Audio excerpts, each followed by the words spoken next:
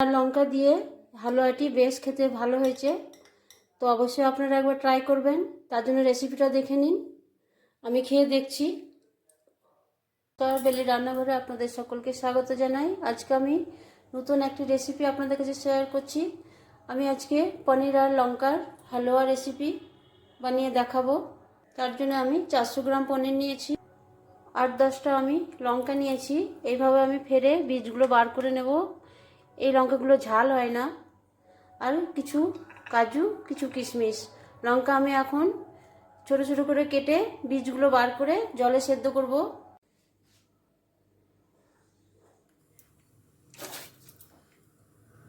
এই লঙ্কাগুলো একদমই ঝাল নেই, তা আমি একবার 10 মিনিট সেদ্ধ করে নিয়ে জলটা ফেলে দেব।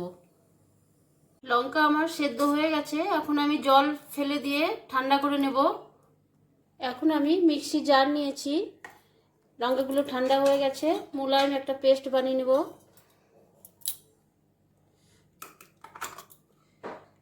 আমি কড়াই বসিয়ে দিয়েছি, গরম হয়ে গেছে। 2 টেবিল স্পুন আমি ঘি দিচ্ছি।